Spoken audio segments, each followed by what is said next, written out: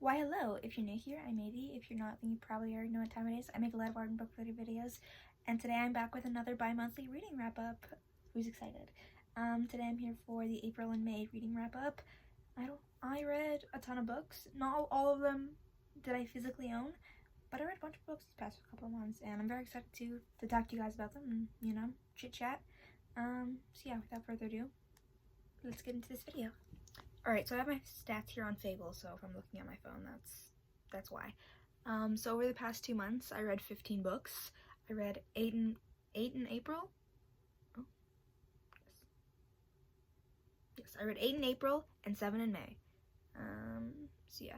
And most of the books that I read in April, I actually either read them through an audiobook, or I also read them on Hoopla, which is a digital library, a digital app that you can connect to your local library card, and you can read, you can read in comics and graphic novels for free online, and then you can also listen to audiobooks and read other books. Yeah, it's an online library. It's fun. I love it. So the first book I ended up reading in April was Told You So by Macy Neely, which is her autobiography of essentially, well, yes, her whole life, but mostly the period that she endured her abuse, got pregnant with her son, and then found her soon-to-be husband. And it kind of closes off with right around when she gets the pitch for the show Secret Lives of Mormon Wives. So if you didn't know, this is so niche and random about me. I love the Secret Lives of Mormon Wives. I love all reality TV shows and stuff, but The Secret Lives of Mormon Wives has a special place in my heart because this is a really weird thing about me that I don't know if I should tell the internet about, but I have a really weird interest in Mormonism. I myself, I'm not super religious. I'm a spiritual kind of person, and I believe in, like, the Greek gods and stuff, but, like, any kind of structural formed Western religion, I draw the line there. No, I was born and raised Christian, and that had a horrible effect on me in my whole life. So I'm like, you know what? Let's not do. When I came to a certain point where, after growing up that way, going to Catholic school, going to Catholic high school, like, no, I just couldn't believe in that anymore, and I myself am queer, and I couldn't keep believing in this community that was constantly harassing me. Not to say that there aren't, like, supportive people. Like, my grandma is still a very firm believer, and she's one of my biggest supporters. So not to say, like, not every, like, religious person is a horrible person. But, like, I don't do with it. I don't, I'm not into it anymore, But there's something about Mormonism that just intrigues me. Like, it's so,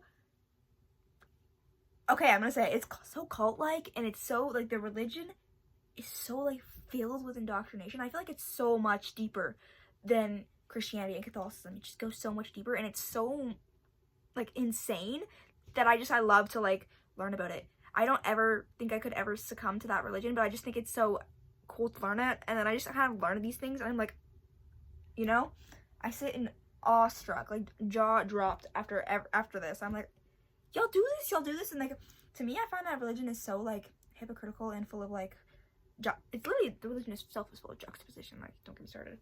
But that's why I love to, like, delve into it. I'm like, yo, this is, are we being for real? I hope I don't get a bunch of, like, super religious people in my comments. Like, I'm chill. I just like to learn about it. But anyways, I'm so invested in the Secret Lives of Mormon Wives. I wasn't there when, like, the whole swinging scandal dropped on Mom Talk, but my sister was, and she followed them all, and she, like, gave me all the backstories. So we watched season 1 together, and, like, the entire time I was watching season 1, I'm like, what's this? And she was like, so this is what happened on TikTok. The only thing about Secret Lives of Mormon Wives I knew before I watched the show was the RSV video with Whitney. And that's so funny because now Whitney is, like, one of the only ones who I can actually, like, stan. It's called character growth. It's called personal development, and she has gone through that, and on screen, off screen, we've seen it. It's, it's like in the first 2 seasons, I could not stand her. Even in the 3rd season, I was like, 4th season rolls around, I'm like, okay, you're a twin, we're besties. Like, my friend got to go see her on Broadway. I was so jealous. I'm like, I'm with you in spirit. And then, it was insane. Yeah.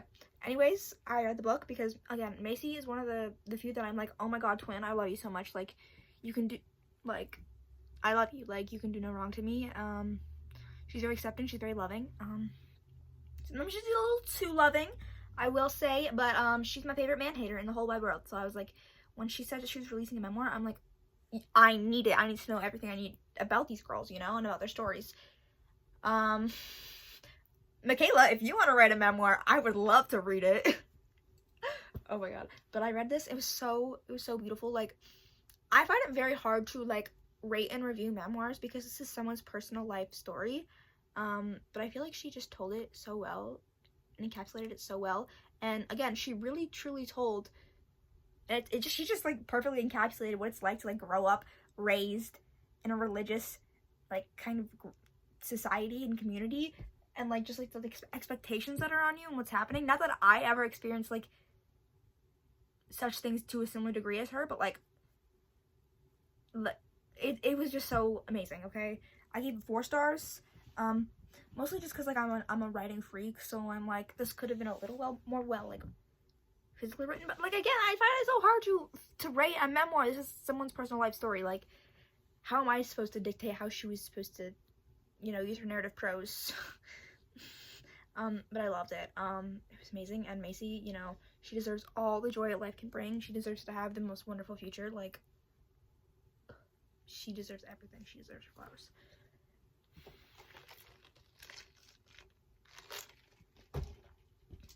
So the next few books, I didn't make any specific challenge on it, but this kind of had to relate back to my Suki video. I read all of the recent Avatar comics because I read back in 2020. I was really, again, into the Avatar fandom, and I was reading them all. So I read all of the ones that were published up until that day, and then I read the continually published ones.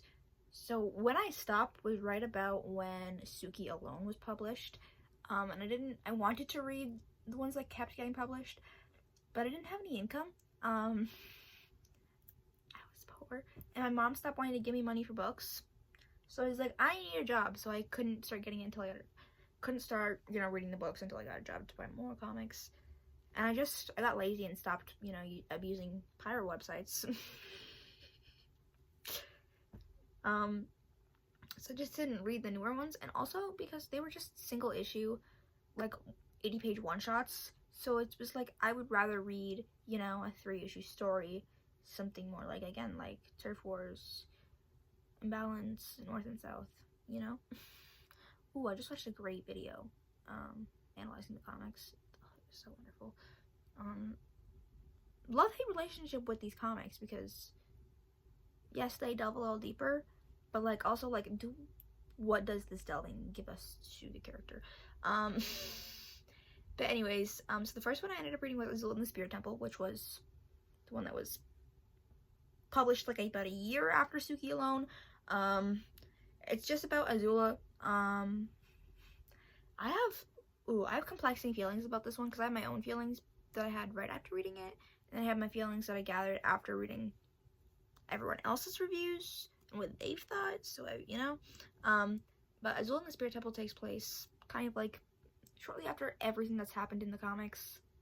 You know, Azula is on the run. She's just trying to overthrow her brother with her little gang of lesbians that escaped the psych ward.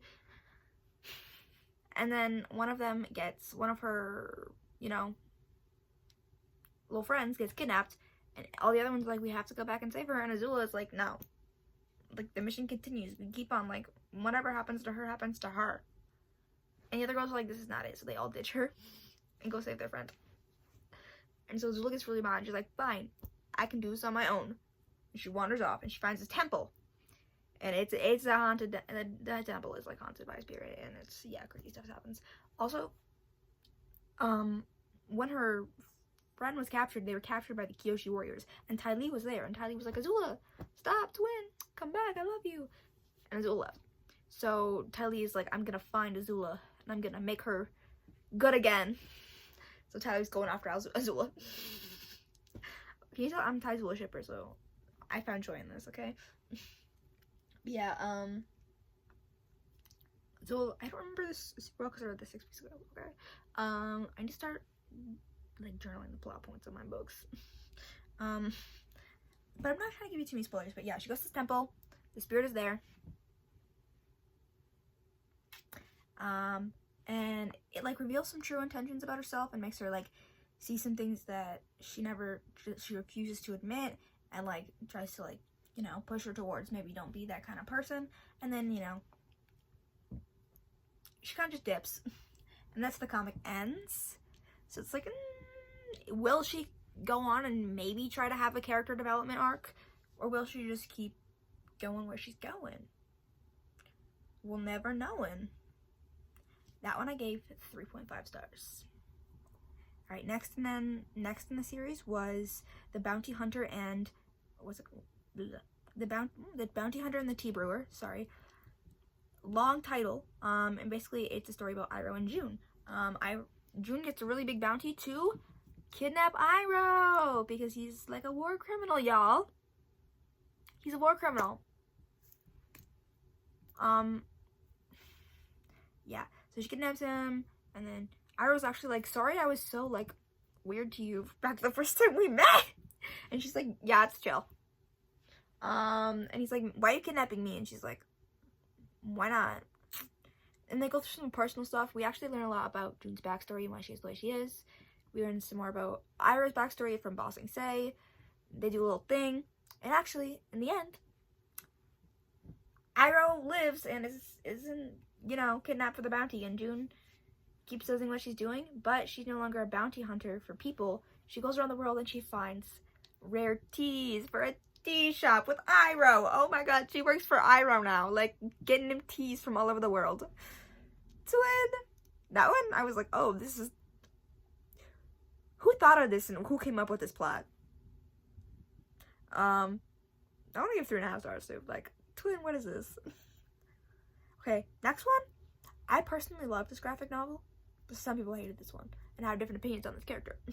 And that is Ashes of the Academy, which is essentially a story about Zuko's younger sister, Ki, which again, this is in the comics. We learned this in The Search and Smoke and Shadow. Ki is Zuko's younger sister because after her mom ran away, she changes her face, changes her whole identity. She gets with her original, you know, first true love, and they have a daughter named Ki. And so, you know, eventually they go back. Ursa comes back to the Fire Nation to be with her son, and she brings Ki, and guess what? She's got powers. She can firebend. So Zuko is like, you know what, now that you're here, you're gonna go to school. So he sends her back to the same school that like him and Azula went to, like mainly Azula, and the other girls. And he's like also changing the curriculum because you know, everything taught about how the Fire Nation was right in their war and they're just in their conquering. But Zuko's like, that's not true. So he's like put into the thing like the Fire Nation were in the wrong, like we wrongfully conquered and killed people, like in Avatar Aang brought us to peace. And like the teacher's like, oh, I don't want to teach that. Like, Fire Nation is Hail Fire Nation. Like, they're truly in their indoctrination. And so, and like, he's coming home being like, yo, they're not teaching what you want them to teach. So Zuko enlists May to come teach at the school. Queen. I actually love this for her. Like, I totally can see her being a teacher. And she like helps enforce like, you know, the actual true rules. And like also, you know, helps prevent these girls from becoming what Kylie and Azula eventually ended up becoming before, you know, realizing, oh crap, why are we doing this? Like, can we just not be good people? Like, and even we get to see some of Maddie's backstory. Like, she didn't want to be that kind of person. Her parents were like, being friends with the Fire Nation princess, that'll bring us so much, like, so much in life. Go be friends with her. Do whatever you can be to be friends with her. And that included, like, being a horrible person. Until May was like, I've had enough. But I loved it. It was cute. Also, it's just in my opinion that I like Kiki as a character. I like her. Don't mind her introduction. Some people hate her and they're like, oh my gosh, look, we have Zuko's crazy sister, and then look, they gave her a not crazy sister, and we're not bad. I'm like, I just don't care. Okay? Why can't we have fun and joy and whimsy? That one I gave 5 stars to Twin. And then next we have an Avatar. We have a Legend of Korra one shot called The Mystery of Penquin Island. Penquan. Penguin Island, which is about Mako and Bolin, and their mother and their backstory revolving around her. They go to this mysterious island where their mother is from, and where people who have been kidnapped to, and people are going missing from, and it's crazy drama, and they learn a lot about their mother's home and their mother's backstory, and they're super sweet, and I just love the duo of Mako and Bolin bonding and, you know, character development.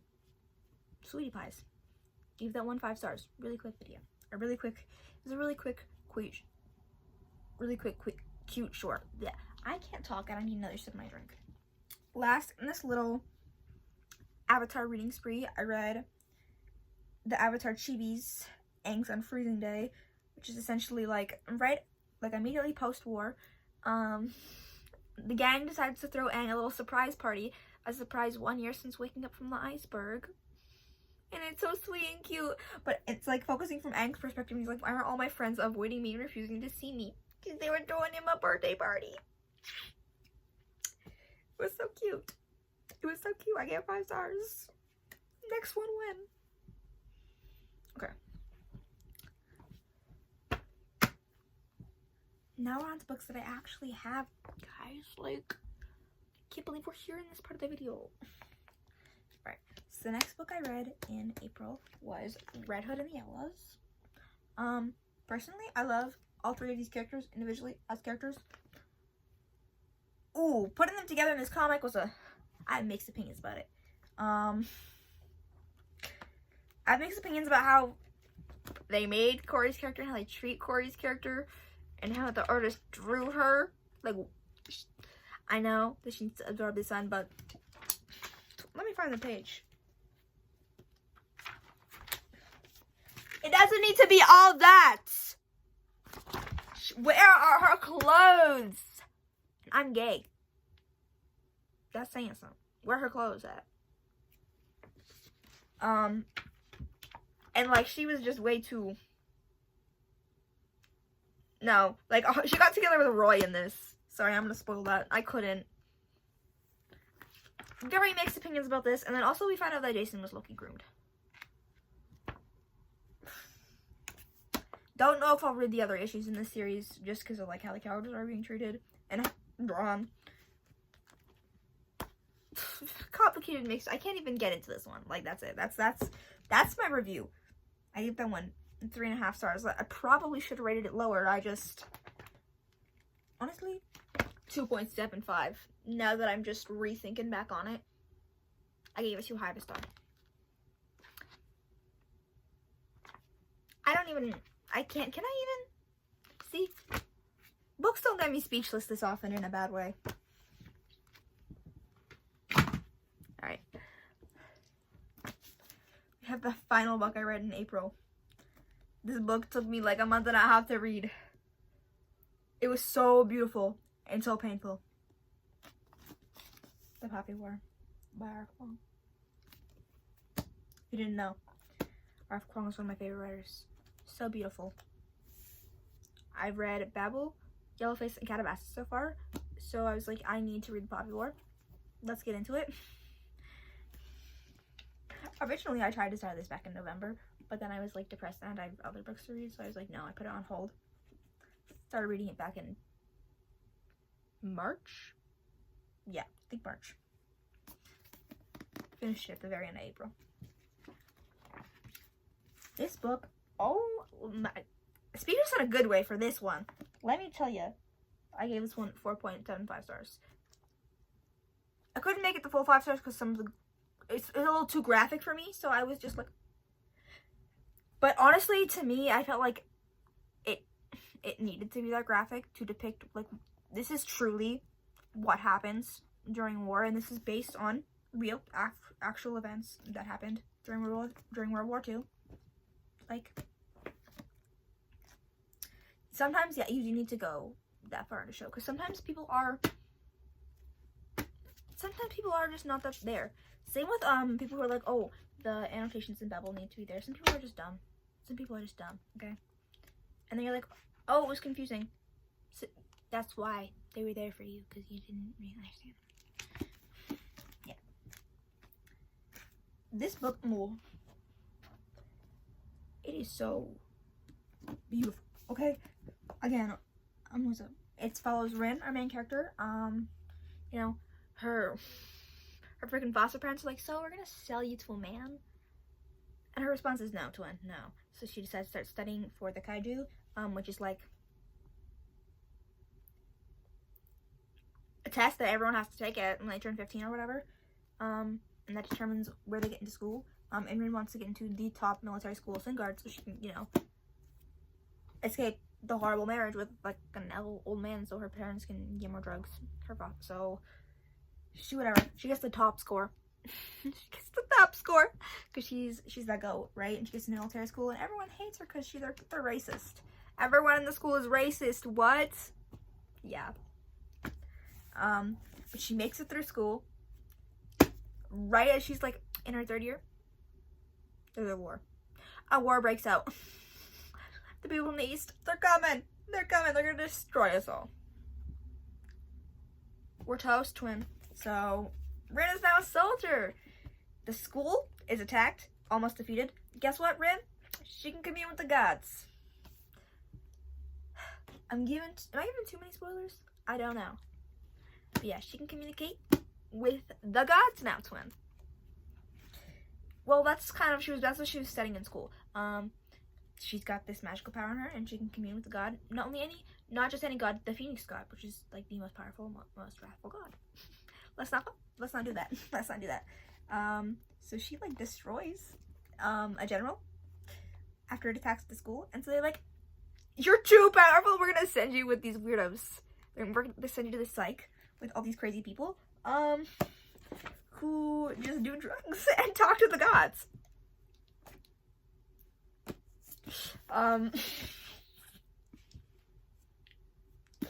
Wonderful book. And then she's just fighting in this war with the only other person of her race who survived her species' mass genocide. And they're just like doing this crazy stuff with their gods and their powers. And at the very end of the book, okay, no, this is too much of a spoiler. I don't know. But this book is so beautiful. It is about the choices that we make in life, and those are what truly determine what happens and what our future is and what history. This is all about choices. Just we make the choices the people who are above us decide to make. Like, life wouldn't be this way if literally someone out there didn't go, yeah, generative AI should be involved in everything. It should. Yeah. Absolutely freaking mind blown. Let me know if you want to hear further details in my opinions, because, like, look, when it took me over a month to read this, because every time I would read a chapter, I had to sit there, and I had to process what I read, and then I have to go, oh yeah, so this is based on real events.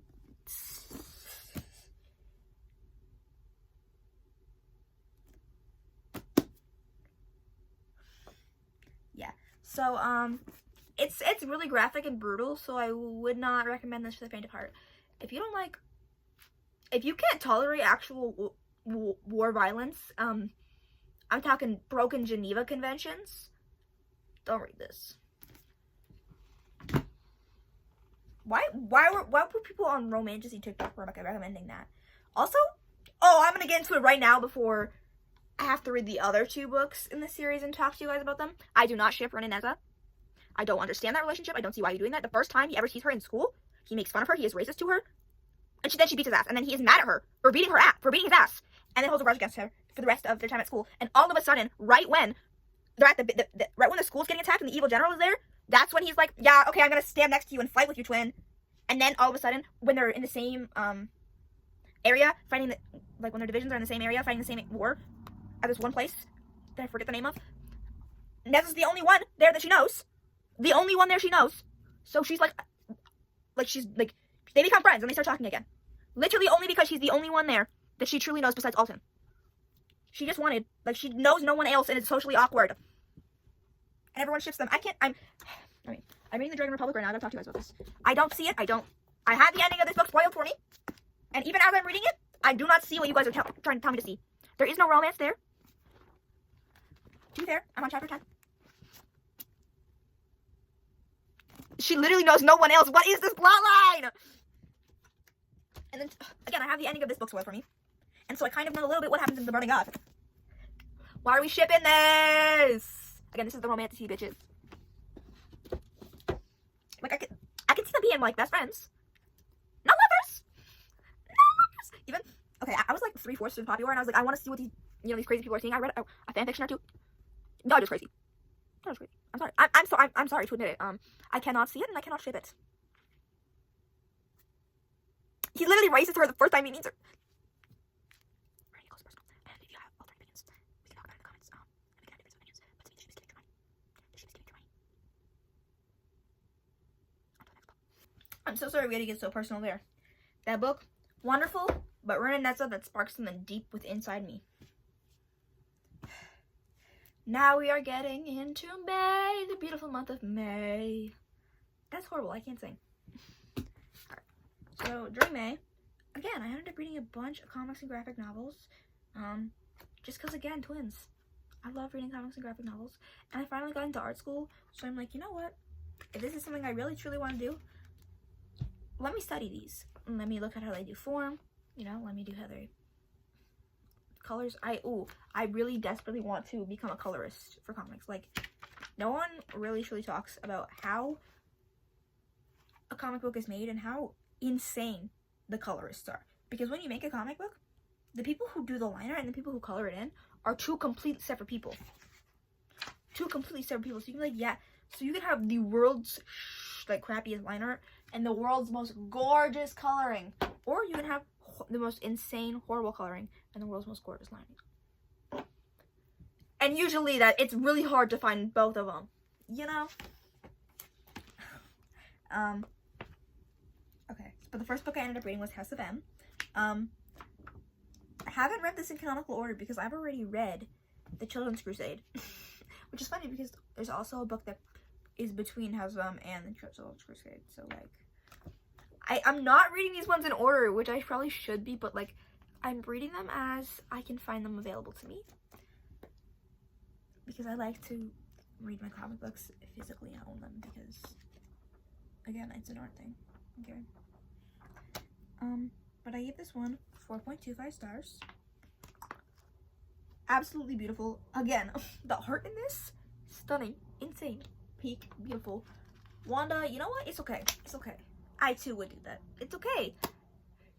It's alright, twin. It's okay to go a little off the rails sometimes. Everyone does it. Everyone does it. Like, and the ending, so perfect, setting up the Children's Crusade. Also, again, I think this is a me thing. I've talked about this in other videos.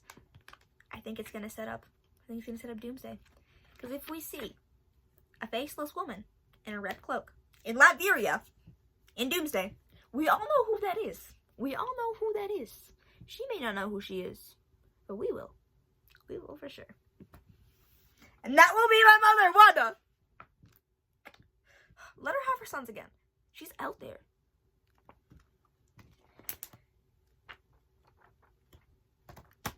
Absolutely beautiful. Again, I don't know if I have much to say on this because, again, this is, you know, kind of been adapted. This comic has been out for a very long time. Also, again, this changes a lot from the show because Magneto was so heavily involved. Not Magneto.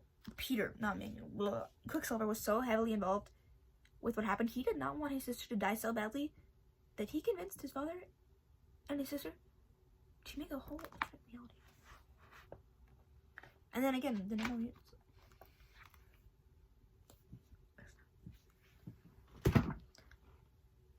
Perfection, y'all.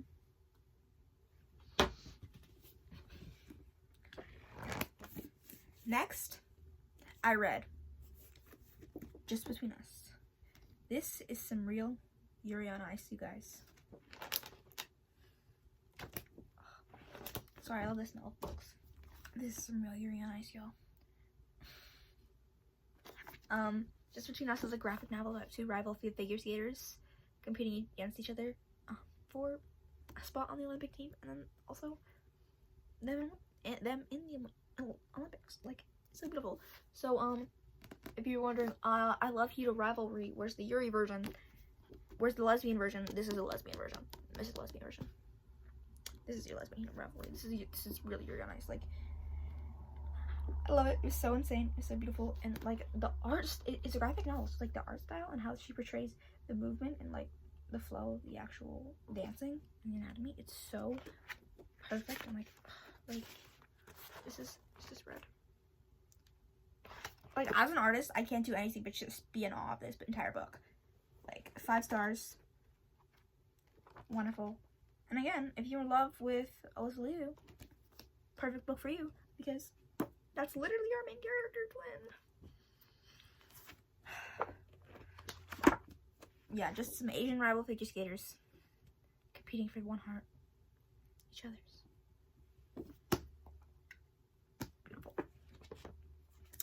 Don't want to give too many spoilers on because I just want you to read it. I just want you to read it. Just know that they are American.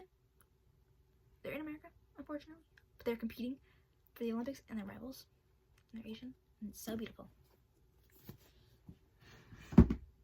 Oh, and at one point, not at one point, during the book, like, there's a prelude to, like, when they're younger, and then there's the present day. In the present day, they have the same coach. They are rivals, sharing the same coach. So they're practicing on the same rink and everything. And they're getting a little too close for comfort. Alrighty. Next, this one took me a couple months to read. I actually finished, so I finished Sea of Monsters. It was a reread. Not actually gonna go that deep into this because I have an entire 4-part series dedicated to this book and me comparing this book literally line for line, chapter by chapter to the show and how it is adapted, my opinions on it, and if what the changes were, what was not included, if I liked it, if I didn't like it, why I think they did it. I go fully deep into this. I do a deep dive analysis, y'all. It's a 4-part series it's a playlist on my channel, y'all. I'll even link it in the description. Please go watch it. I put so much time and effort into it. I love this book so deeply. I love this series so deeply. Like Percy Jackson, it came to me in such a low point in my life. And it honestly gave me a reason to live and a reason to have hope and joy. So, it means so much to me. So, these videos also mean a lot to me. So, yeah. Honestly, when did I start rate this? Honestly, because I can't. I'll give it 4 stars. Just thinking about it, just because rereading it. And then again, Rick, sometimes you just, you forget so many things, don't you, twin? Let's get you a notebook.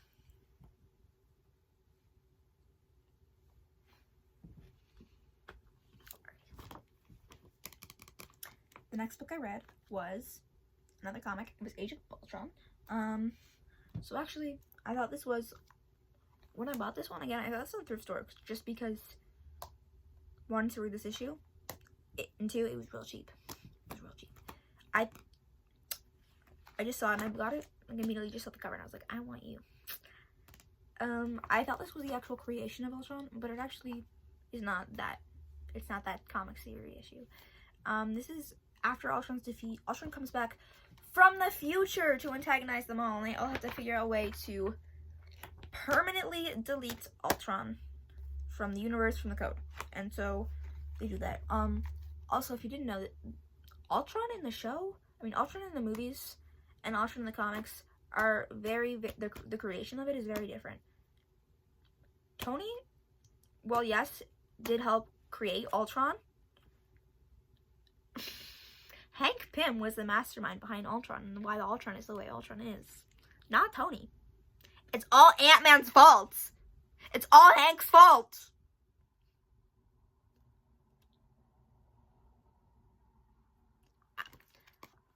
If I catch you, Hank Pym, if I catch you, it's game over. It's game over. And oh my gosh, there's a huge time travel plot. And this is crazy. It is a crazy, crazy book, let me tell you. I'll give you this one 3.5 stars. Alright, and next we have the Mighty Avengers, the Ultron Initiative, which kind of follows up after that book. This is after the Civil War, after the Avengers have like all fall apart. And everyone's like, yeah, we can't have another Wanda situation. So Tony Stark and Captain Marvel build their own team, and guess what? Tony's new biokinetic armor gets taken over by, guess what?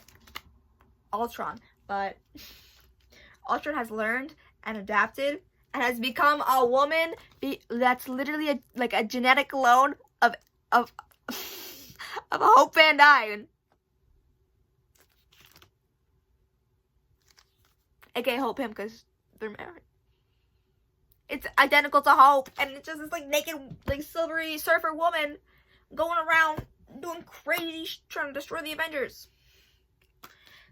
So they have to find Hank Pym, and they're like, yo, we gotta defeat this crap. And so they gotta find a virus, another virus, because they had to use a virus in the previous one to defeat Doom.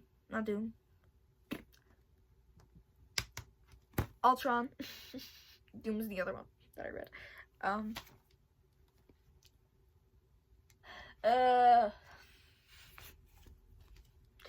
These books are crazy. Everything is crazy. This is crazy. This is crazy. Yeah. So they eventually defeat Doom, and that's that. And there's they defeat Ultron. It's crazy. And again, yeah, not Hope. Hank, when I catch you. Wait, Ricky, when I catch you. When I catch you, Ricky.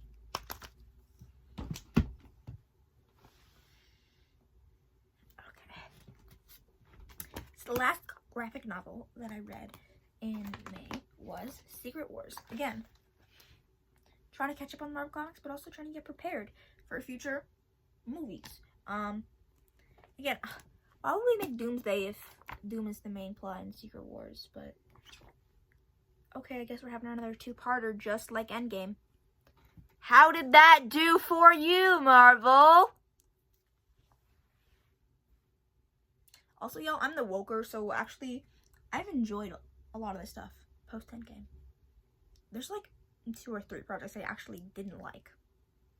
You got like Secret Wars, I don't like. Not Secret Wars. Secret Invasion is the big one. And it's like that's the main one. Oh, also, I haven't really liked Daredevil Born Again. I haven't watched the new Punisher series. Oh, and I refuse to watch Captain America: Brave New World. I love Sam as Cap. He's my Cap. Love him. I can't. The plot and the Zionist is what gets me. I've been wanting to watch it now that it's, no longer in theaters. I can pirate it, but I just can't bring myself to do it because from what I've seen, it just don't look that good. It don't look that good. And again, the movies I'm not looking forward to are literally Doomsday and Secret Wars because of the changes in. Don't. I was excited for Kang Dynasty. Then, the thing that happened with Jonathan Majors came out. I was like, okay, let's literally just recast. No. Change the entire plot. And I'm gonna tell you, it's gonna that movie script is gonna seem like, yep, they changed that entire plot really fast. Because they couldn't recast a movie and rewrite something. I'm sorry, this entire movie is just me blabbing about Marvel and comic schlub. But yeah, read Secret Wars. Doom is crazy, and he wants his ideal world, and he builds it, and he's antagonizing other heroes, and some of our heroes from other worlds are like, yeah, so they partner up with some of the villains. They're like, yeah, this is enough.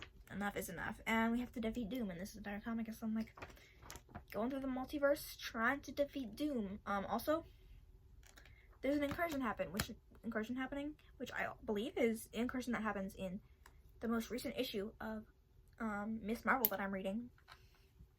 So it lines up perfectly with my Miss Marvel reading timeline. But yeah, there's an incursion happening between 2 worlds. One of them is like the main timeline world, and so I forget another world, I think. But yeah, they're all intercolliding, which is probably what's going to happen in Secret War. The main timeline is going to collide with the other ones, and everything's going crazy. But eventually the worlds get reset. So when everything goes back to normal. So I don't know how we're gonna reboot the universe. I guess we're gonna be like, okay, we're done with this universe, we're gonna get another one. But I don't know, I'm confused. I have no idea what Marvel has planned for the future, and I'm honestly scared for it. I just want Eternals 2, man. I just want Eternals 2. I love that film. Give me more Jukari.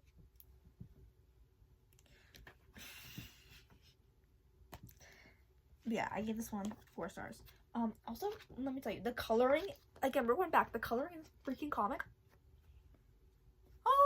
Hallelujah. It's so insane. It's so beautiful. I would marry this colorist.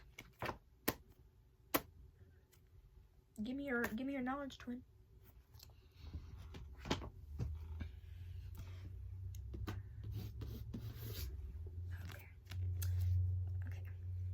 Now we are on to the very last book that I read in the month of May.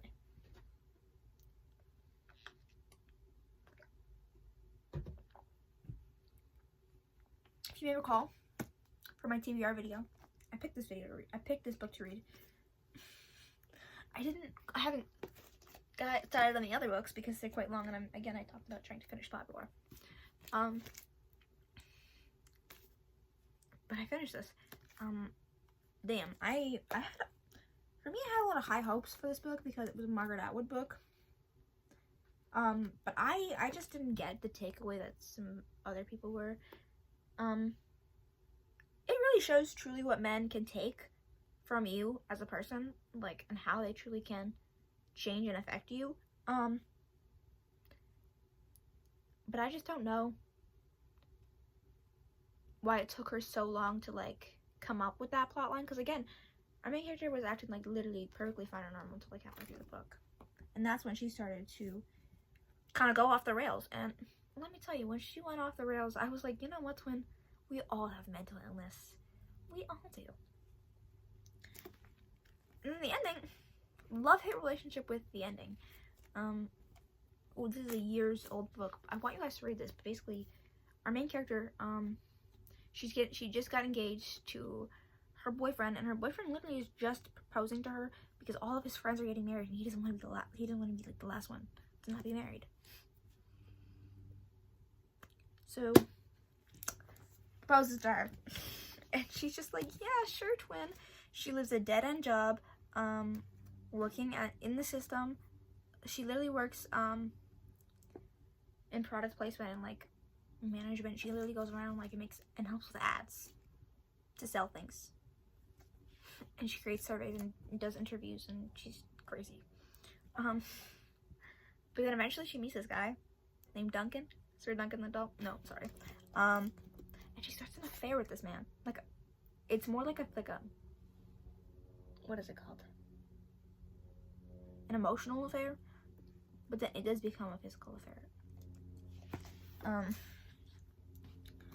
But like, and then right as a little bit after she gets engaged, like, Peter starts demanding everything of her, and she just like starts to kind of like go off the rails, and she starts restricting herself, and she just stops eating certain things. Slowly it like starts with like steak and like lamb and stuff, and then eventually she can't eat meat at all, and she can't eat certain like processed foods and like certain other things. It's just like crazy. And that's what she's just like hopping vitamin pills, and like, how is she surviving? She's like, it's been like hours since I last ate. And then she runs away, sleeps with Duncan. She's fine. She's like cured. It doesn't take her like that too long to be cured. And after that, she kind of like goes off the rails, and then she realizes, oh yeah, this man, he's making me crazy. Peter's making me crazy. So she makes a cake, and she literally bakes the cake in the shape of a woman, and then ices it to look exactly like her. Calls her the hubby over, and is like, come over. And he sees the cake, and she's like, you've been using me, and you've been like, wanting so much from me, so you can, have this cake instead. And he like ran out. He's like, you crazy, we, and ends the engagement. And then she like kind of goes back to normal, but she's still a little crazy. And then eventually she's like, yeah, I don't want him. she's like, I realized he was trying to destroy me, and he wouldn't have me, so. Crazy. Yeah, had much higher expectations, but I don't know, I just love Unhinged Woman, so I enjoyed it, but I just, like, I thought I would get more about consumerism, but I didn't, you know, because I had that was my kind of high expectation for it, but yeah. 4 stars.